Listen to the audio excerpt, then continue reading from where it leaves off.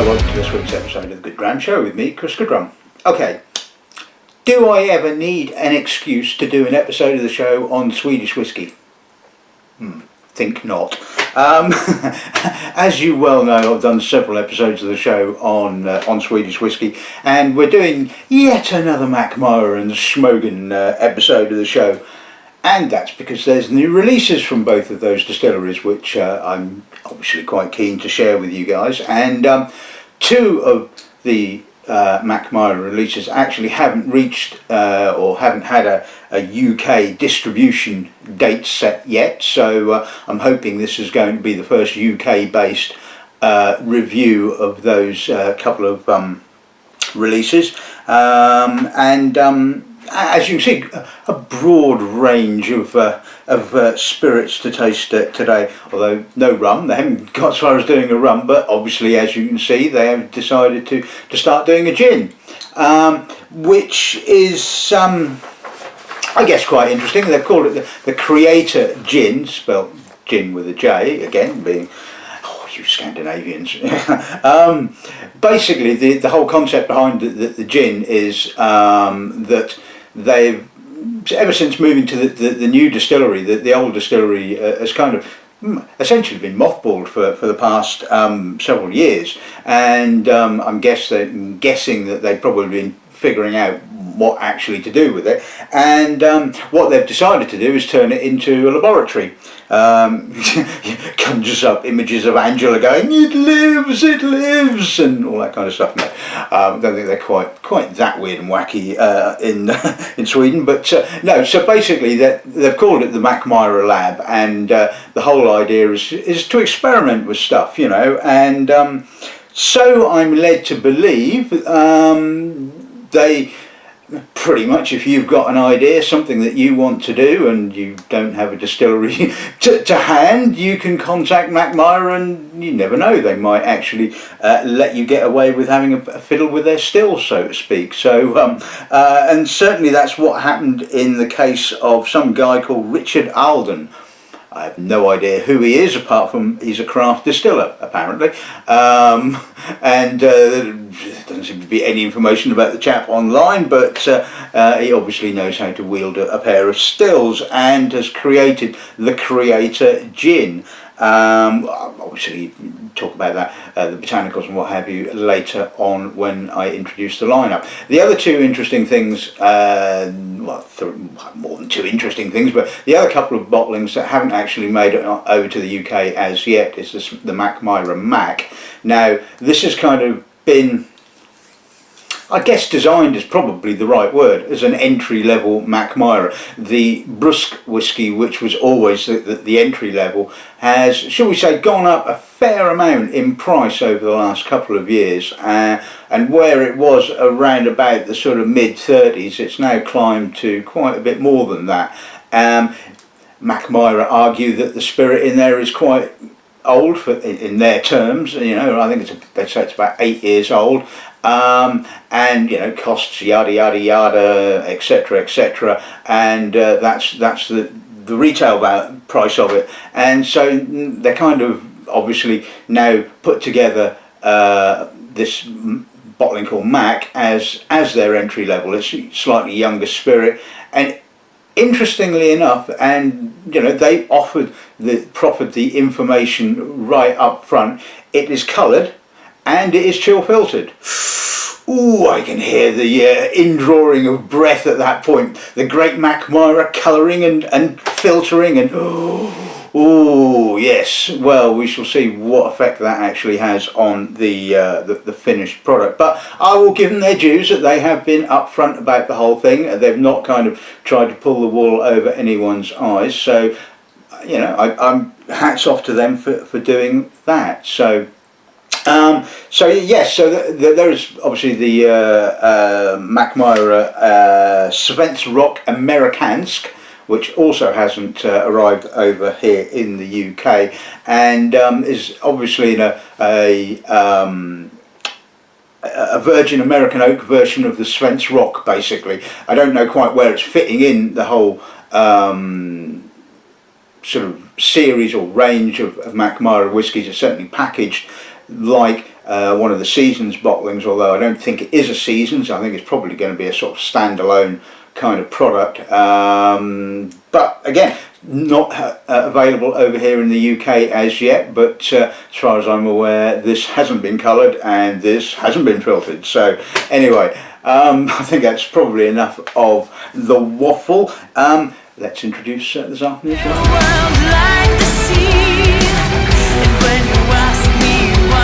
Right, okay, so funnily enough, we're going to kick off with the Kreator Jin. This is bottled at 47.3, and like I said, it has been produced in collaboration with some chap called Richard Allen.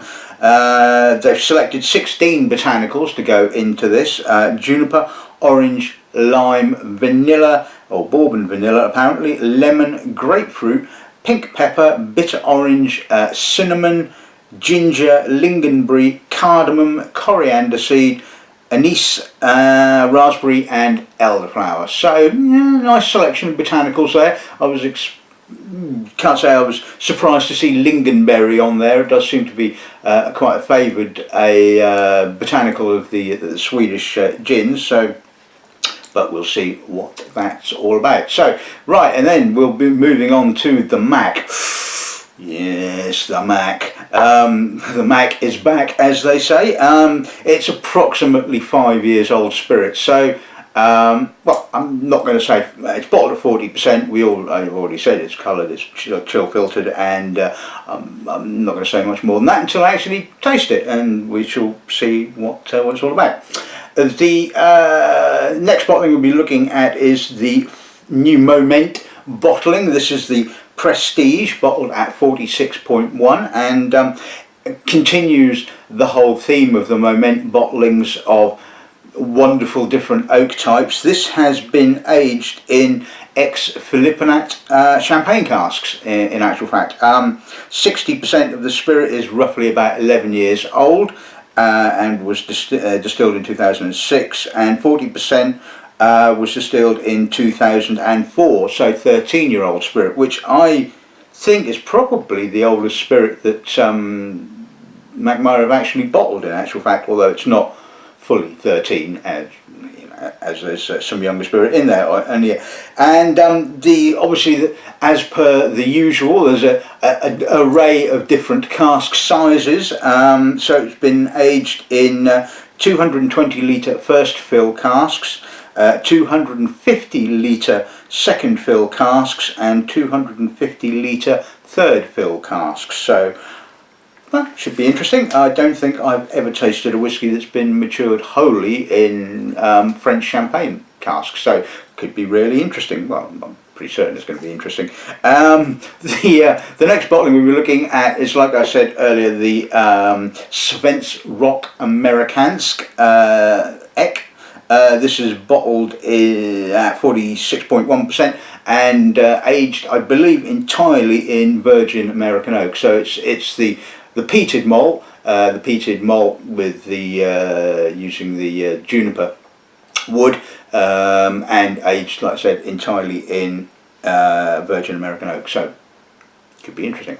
And finally, we're going to end with the new Smogen release, mainly because, as you well know, it's peated. Be interesting to see if Par has actually done an unpeated. He might have done. Don't think I've seen one as yet, but it might be interesting. Anyway, this is usual peated to 50 parts per million. I think it's optic barley. It was distilled on the 6th of June 2011, and for those of you watching in Sweden will obviously understand the significance of the 6th of June, because that is National Sweden Day. It was bottled in 2016, so it's 6 years old, and it has been called 6-6. I suppose it's actually 666, really, when you think about it. 6 to the 6-year-old. Yeah, okay. Maybe Par was kind of hinting a little bit of the dark side there, although it's actually not been, as you can see, a particularly dark whisky, so there's no sherry there. It has been aged in 2 large barrels of new Swedish oak. What large means, I have no idea, but they were large. So there you go. That's the lineup for today's tasting. I think it's going to be quite an intriguing one. So let's kick off with a bit of gin.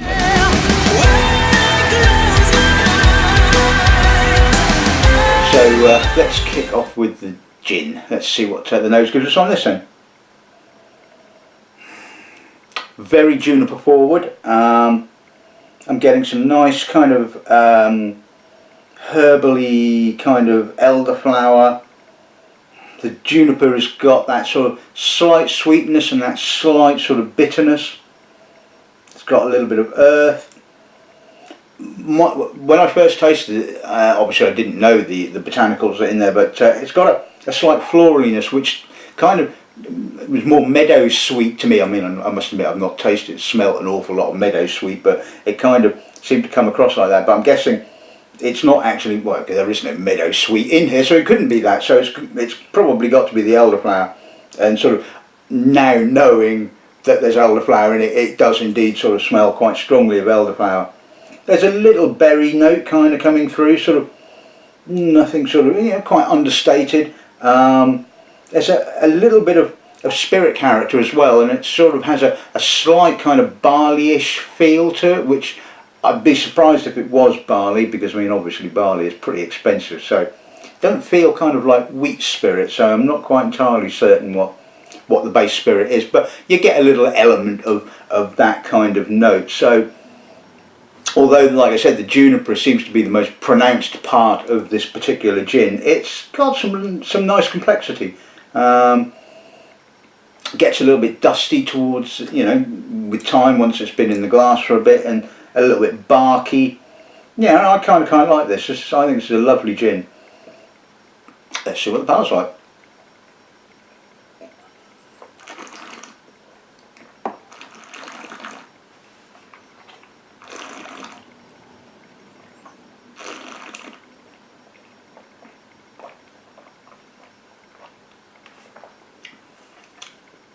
Packs quite a punch in actual fact. I mean, it's 47.3. Opens up with some intense juniper, an oily spirit, and then comes through with quite a sweetness. And again, it kind of reminded me a little bit of meadow sweet, but again, it is actually more elderflower than meadow sweet, but it has a sweetness to it, which although elderflower can have a little bit of sweetness, I often, it just reminds me of meadow sweet, okay, although it's not. So, and then I'm getting spices. I'm getting sort of like a little bit of cardamom, a bit of coriander seed, a little bit of barkiness, really quite intense dry finish, which is obviously the alcohol, and a little bit of bitterness as well on the finish. So it's all round really quite pleasant, starting off quite sweet and ending with that sort of bitterness. I think it's got quite a nice progression, a really nice intensity, and yeah, I think that's a pretty good gin. I don't know what it retails for or what it's going to retail, if assuming that it is going to be released in the UK. I mean, I don't even know whether that's the case, although I'd be surprised if you know, the Mackmyra have gone to all the trouble of sending the rep brand with samples if they're not actually going to release it in the UK. Maybe they're gauging opinion. I mean, it's certainly been released in Europe, and it's certainly on European spirit sites, so I'm guessing it won't be too much longer before it does appear in the UK. And I'm guessing it's going to be relatively expensive, as Swedish gins have a tendency to do. It's bottled in a 50cl bottle. I'm guessing it's going to be somewhere in the region of 40 something odd quid. But you know what, I really like that. I think that's an impressive gin. Okay, so let's move on to the Mack. Let's see what the nose gives us. Quite a lot of oak. I believe there is a fair amount of virgin American oak in this, and I'm not surprised. It gives it that immediacy, that immediate sweetness and oakiness and vanilla. It's a bit like the legacy bottling from Tomatin. There's some banana-y notes. There's some kind of classic fruity Mackmyra. There is a sort of like, you know, it does kind of remind me a little bit of the Svensk Rök, although maybe not quite so complex version, it's a little bit simple. I mean, I have heard a rumour that Mackmyra are trying to get this into the multiples, and so I mean, if that's the case, then it's not going to retail for a huge amount. And do you know what? I mean, the nose is pleasant. I mean, you know, it's a nice nose. It is Mackmyra after all, you know, and Mackmyra do not do poor whiskey, or certainly not these days anyway. So it's got a nice richness. It's very oak dominated, like I said. It's very immediate, but you know, it's pleasant. Let's see what the palate's like.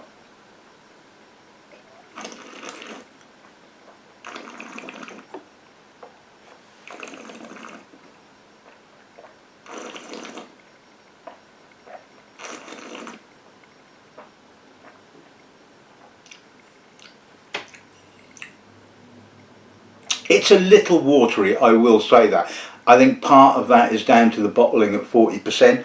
Part of it is the filtration. I think it's taken out some of the body of this whiskey. There is some oak, there's some classic Mackmyra sort of fruitiness, there's a bit of apple, apricot, pear, banana, oak, a little bit of spice. It's again pretty straightforward stuff. There's no real fireworks, it kind of, you know, just goes. The oak does slightly bitter right at the end, and I think a lot of this is going to come down to how much that they're going to charge for it. If this is sub 30 quid, you know, 28, 29.95, bargain. Buy it, absolutely buy it. I think if they're going to start punting this out at about mid-30s, I would start to sort of question whether mid-30s it's really worth that kind of money or not. But again, it is available in Europe. I don't know what the European price of it is, but I think they, you know, like I said, I think, and if they are planning to get this into the multiples, then it's going to have to be sort of like you know, well priced, and I imagine that initially, if they do get it into one of the big supermarkets, it probably will be discounted to sort of like kickstart sales. And like I said, I think if you can pick this up for under 30 quid, why not? Bargain. Really good whiskey. I think if it's over 30 quid, if you're talking 35, 38 pounds for this, then I'm not quite so sure, because it does have flaws, is not the wrong word, but there's a certain element lacking to it, shall we say. Now, the one thing I will say is that they've obviously been very, very judicious with the use of caramel.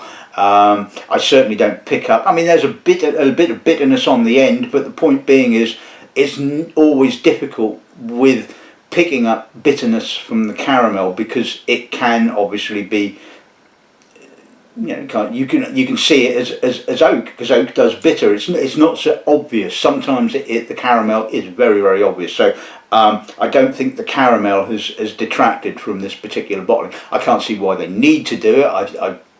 That completely eludes me. And I think the whole chill film, again, I can see why they've chill filtered it, because it's going to sit on a supermarket shelf, and people that buy whiskey in supermarkets, shall we say, don't want to see bits in their whiskey. They don't want to see cloudy whiskey. They won't buy it. They won't probably understand what that's all about. So yeah, okay, I can kind of get that, but I don't think it's.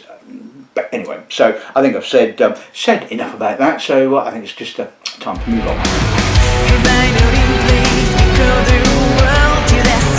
Right, okay, let's move on to the Moment Prestige. Let's see what the nose gives us on this then, shall we? Now, that's an unusual nose for Mackmyra. It's really earthy. You get a lot of tight grained French oak, a yeastiness. Has a sort of slight grapiness, possibly. It kind of feels, tight is the wrong word, but it kind of feels like you can smell the kind of the Mackmyra character beneath the oak, if that makes any sense. The oak is certainly sort of I wouldn't say overly dominant, but it's certainly sort of holding the spirit in, and I don't think sort of adding water is actually going to bring out that sort of spirit character. But I like it. I think it's nicely balanced. It's just the right side of weird and wonderful, I think, and yeah, I like this. I think this is really quite nice. It's very different. I've not sort of tasted a Mackmyra whiskey, you know, quite like this. It has to be said, and yeah, I like it. Let's see what the palate's like.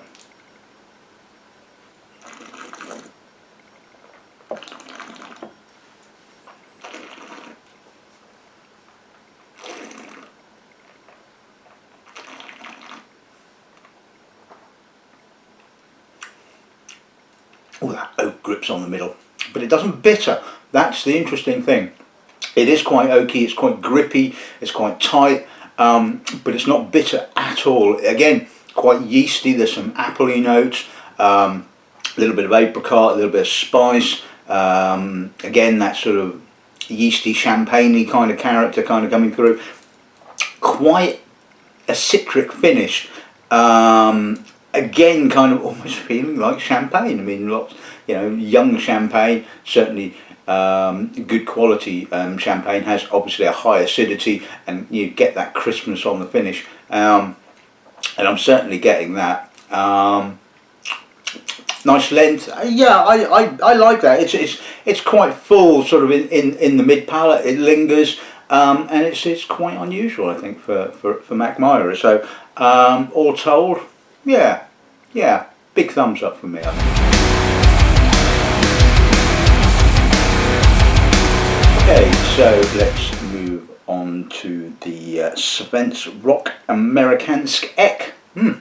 Try saying that when you've had a few. Anyway, as we know, it's the Svensk Rök in Virgin American Oak. And oh, that's a lovely nose. Quite sort of earthy peat. There's a little bit of fishiness, some brine. Again, the oak feels quite tight, although obviously not as tight as French oak. It's got some sort of creamy vanilla underneath all of that. I'm certainly getting smoke, a little bit of wood smoke as well, along with the peat smoke. I think with the nose, certainly with the nose, the oak is not really giving a huge amount of vanilla, and it's quite a surprise actually. But then again, it's not a surprise because Virgin American Oak does tend to sort of do one or two things. It'll either be a big vanilla monster, or sometimes it just comes out as a you know, more kind of structure than vanillins, and certainly this is what it's doing to this particular nose. You can sense it there on the edges. It's got a tightness, and it's kind of giving it a kind of a framework, as opposed to sort of like the more overt vanillins. And oh, that's good. I like this nose. This is impressive. I mean, I don't know what this is cost price at. I don't know what it's going to retail for. I would probably guess if it's being priced in and around the sort of the sort of seasons bottlings, then you're going to be looking at what, mid-70s probably. And that's good. Let's see what the palate's like.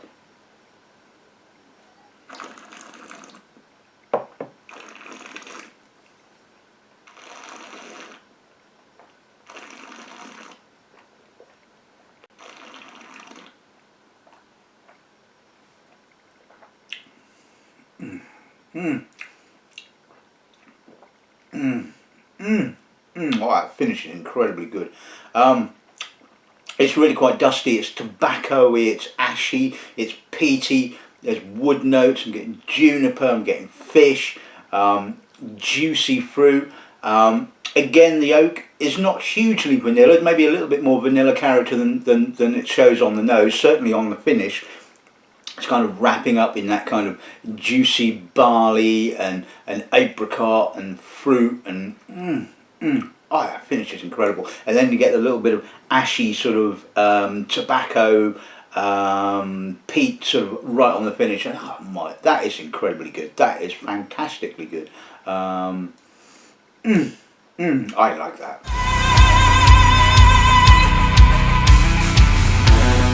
And finally, let's have some more peat. Let's see what the 666 bottling does then, shall we? Quite dense, rich, oily, earthy. Probably not, doesn't come across as strongly peated as some of Parr's bottlings. Again, there's a tightness of oak. I'm not getting sort of particularly overt vanillins. I'm getting, like I said, more tight, grainy, slightly tannic character. Getting a bit tarry now. A little bit of brine as well. It's but yeah, I mean, I think this kind of needs to open up a little bit. It's a lovely whiskey. I mean, you know, there's no doubt about that whatsoever. And it's one of these ones that you just sort of need to take a little bit of time with, and kind of just sort of poke around in its depth, so to speak. It's showing a little bit of youthfulness. There's a little bit of that sort of rose petally marred, just a little bit, but kind of adds to the sort of the overall complexity. Yeah, it's getting quite earthy now. That's a lovely nose. Really impressive. And the sort of the earthiness is kind of like almost loam. It's a real natural earthy character. Yeah, I like this. This is impressive. Let's see what the palate gives us.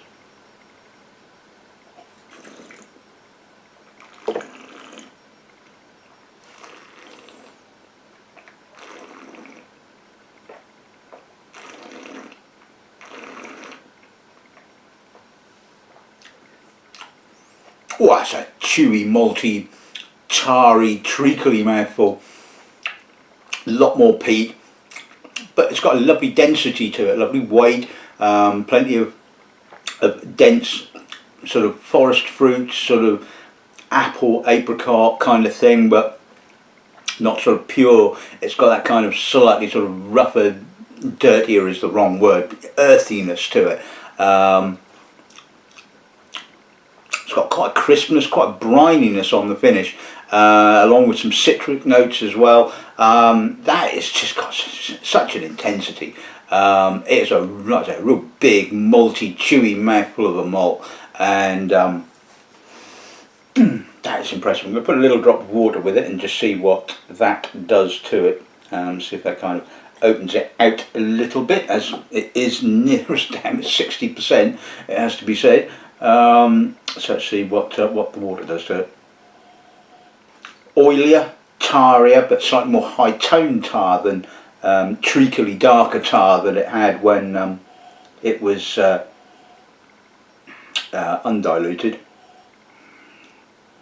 It kept its peat as well. I mean, I often tend to find with a lot of the peated cask strength malts, the peat tends to sort of like really fall away when you put water with it, but this certainly has kept it. It's obviously lightened it. There's, like I said, the citrus is kind of a little bit further forward, as is the other fruits and the barley. But still really impressive. And it's only 6 years old, and it's just packed full of complexity. See what the palate's like.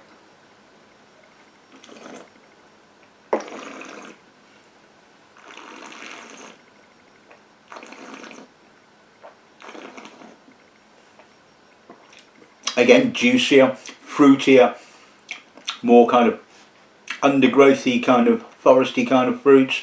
A little bit more herbalness. There's a little bitter chocolate note kind of coming out, touch of licorice.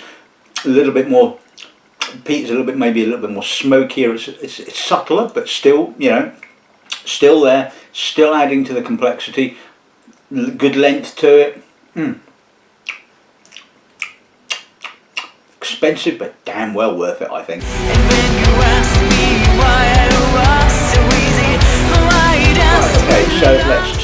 today's episode of the show. I think it's been a really interesting episode, and I hope you guys have enjoyed it. And this will probably be the one and only time that an episode with gin in has got loads of views.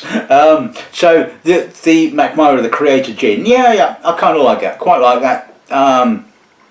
It's got some nice complexity to it, and yeah, for an experiment, it's certainly not bad at all. And like I said, if you think you're any good at creating gin, or you've got a gin that you really want to sort of do, and you probably live within the vicinity of Sweden, then get in touch with them. You never know, might be tasting your gin on an episode of the Good Dram show, which would be interesting. The Mack, well, I think I've said plenty about the Mack. I think it all basically boils down to price at the end of the day. If that comes in at the right price point, I think it's a bargain. If not, I think it's just going to be too expensive. The Moment Prestige, yeah, I like that. That's an impressive whiskey. It's different. It's Mackmyra as I've never seen it before, but then you could say that about all the Moment bottlings. You know, they're all weird and wonderful. They're all using, you know, cloudberry wine casks or Amarone casks or custom casks or whatever, and it's they're always intriguing, shall we say, the Moment bottlings. And the Svensk Rök American Oak, I love that. I mean that was, I guess, my favourite of the three Mackmyra whiskies, and yeah, I really like that, and I'm hoping that one will indeed be available on the UK market. And the Smogen, which definitely is available on the UK market, although I don't think very much actually managed to get over here, because, as is often the case, as soon as it goes on sale in the government-run shops and on the website, it kind of sells out within minutes. And well, on this tasting you can understand why, because it's just great whiskey. So I think I've got a couple of bottles. Like I said, it's not cheap. Smogen isn't, but it's certainly worth it. So so there you have it. That's this week's episode of the show in the bag. I hope you've enjoyed it. I hope you think it's been a fair review, shall we say. And I have no idea what's going to be happening next week, but I mean, I've got a number still lined up, ready to do, and they keep coming at me, keep getting all these samples, and I'm thinking, yeah, I really want to do an episode of the show on that, but when? But anyway, we will hopefully be here next week to entertain. So until then, all that's left to say is good dramming and good afternoon.